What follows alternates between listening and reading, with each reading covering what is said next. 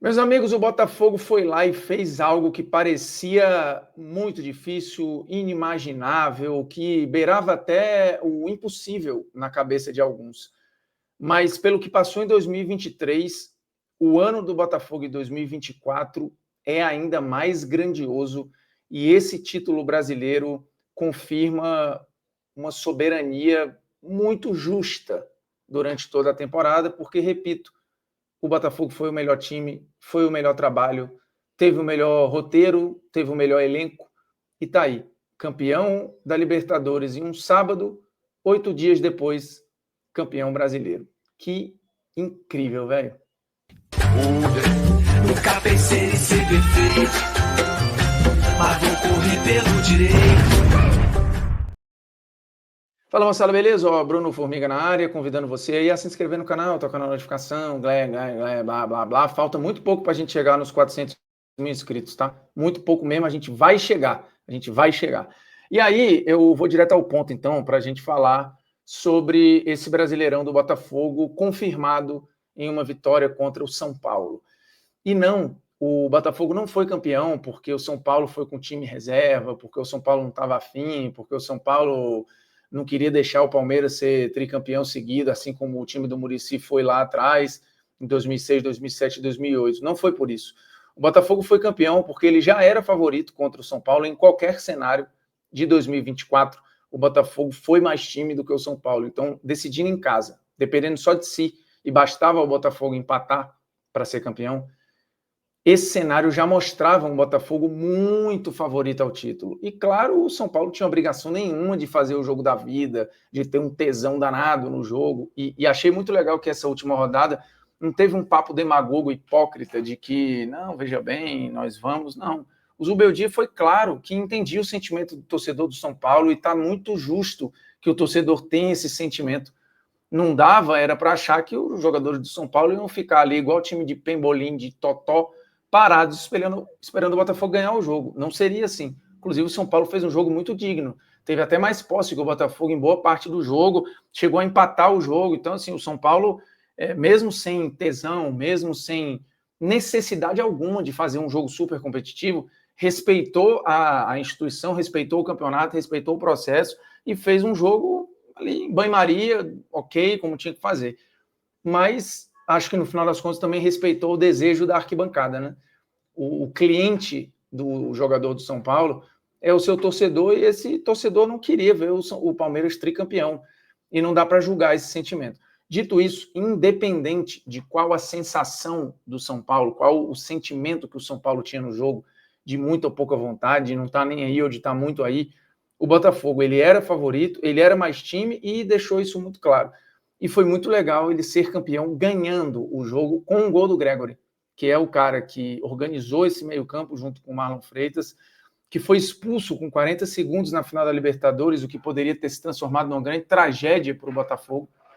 E ele simbolicamente faz o gol do título, o gol do campeonato. 29 anos depois, o Botafogo é campeão brasileiro e agora de maneira assim incontestável, sem nenhum tipo de dúvida, porque o Botafogo foi o melhor time do início ao fim do campeonato. Foi o que mais vezes esteve liderando, foi o time que tinha a melhor estrutura ofensiva, o time mais equilibrado como um todo, o time que termina com a fórmula mais bem postada, né? O Botafogo, quando tem espaço para atacar, ele é mortal, né? Ele tem uma transição das mais bem feitas do mundo, não é só do futebol sul-americano. Então, o São Paulo, obviamente, não tinha obrigação nenhuma ali de sair para o jogo, ficou compactozinho e tal, que deu ao Botafogo uma certa dificuldade para achar espaço, né? No primeiro tempo ali, o Savarino e o Almada tentando se aproximar para tentar gerar algumas situações. Os dois primeiros sustinhos assim do jogo foram até do São Paulo, discretos, mas foram. E depois o Botafogo, a partir dos 15, tomou conta, o que era de se imaginar. Territorialmente, o jogo aconteceu quase todo no campo de ataque do Botafogo. Mas isso exigiu paciência do Botafogo, exigiu ali criatividade para tentar achar espaços, até que o time faz o 1-0, toma um empate no segundo tempo num cochilo do Marlon Freitas, e no apagar das luzes, numa pressão alta, algo muito característico também desse time, quando faz bem feito, ele consegue tirar muito proveito, E o gol do título sai assim, o Arthur Jorge já entra aí na galeria dos grandes técnicos da história do Botafogo. É muito legal você testemunhar a reedição da história de um clube, né? O clube escrevendo novos capítulos, anexando novas páginas na sua vida, e sem dúvida nenhuma, 2024 ele já é um ano histórico na vida do Botafogo, briga inclusive para ser o grande ano da vida do Botafogo, da história do Botafogo, com esse somatório de Brasileiro e de Libertadores, e é impossível, de novo, né? Eu já falei isso no vídeo da Libertadores e reforço aqui, não tem como você dissociar o 2024 do 2023. Então, todo aquele sofrimento transforma o título agora em algo muito maior, em algo muito mais gostoso de desfrutar. E o sofrimento no futebol tem um pouco desse elemento, dessa missão de fazer das conquistas algo ainda mais grandioso, algo ainda mais prazeroso. Então, o torcedor do Botafogo vive um 2024 ainda mais intenso por todo o calvário que viveu em 2023, isso eu não tenho dúvida nenhuma. E os jogadores que chegaram nesse Botafogo sabiam exatamente onde estavam chegando, tinham uma missão muito grande de ressignificar tudo que esse clube passou, e os caras que ficaram, né? Então, assim, o Tiquinho, o Marçal, o Tietê, o Marlon Freitas, que acho que é um exemplo absurdo, né? Porque foi um pilar do meio-campo, um cara que sofreu muito no ano passado. O Adrielson, que volta no meio da temporada e tem chance na reta final de ser titular e faz jogos muito brilhantes, inclusive contra o Palmeiras no Allianz. A reta final do Botafogo ela é incontestável, né? Porque você tem 2 jogos-chave do campeonato fora de casa, e o Botafogo vai lá no Allianz, ganha do Palmeiras e retoma a liderança, e depois confirma isso no Beira-Rio contra um Internacional que vinha num retrospecto avassalador. Um trabalho gigante do Roger Machado. E você vai na casa desses 2 clubes e não só pontua, como vence. Vence jogando bem. O jogo no Allianz ele é sublime. E depois o jogo no Beira-Rio. E aí você encerra contra o São Paulo em casa, óbvio, num jogo muito mais tranquilo, muito menos tenso, porque, enfim, repito, o Botafogo ele era mais time em qualquer cenário, com o São Paulo querendo ou não, com o São Paulo sendo titular ou não, o Botafogo ele era favorito. E aí você olha ali para os primeiros colocados do campeonato, o Botafogo ele venceu no turno e no retorno. O Inter, ele venceu no turno e no retorno. O Palmeiras, ele venceu no turno e no retorno. O Flamengo, ele não perdeu para o Fortaleza e nem perdeu para o São Paulo, né? Ganhou e empatou. Então, cara, assim, é absolutamente merecido e justo o que fez o Botafogo. Não tem questionamento, não tem senão, não tem asterisco, não tem, putz, mas aquele jogo... Acho que o grande mérito, inclusive, do campeonato ter ficado pulsando e vivo até a última rodada é do Palmeiras, porque o Botafogo foi perseguido por um clube muito forte, mas em outro cenário qualquer, você teria o Botafogo já sendo campeão há muito tempo, né? Um campeão com 79 pontos, lembrando, o Palmeiras foi campeão com 70 na temporada passada, mostrando ali que em vários momentos parecia que ninguém queria o campeonato, né?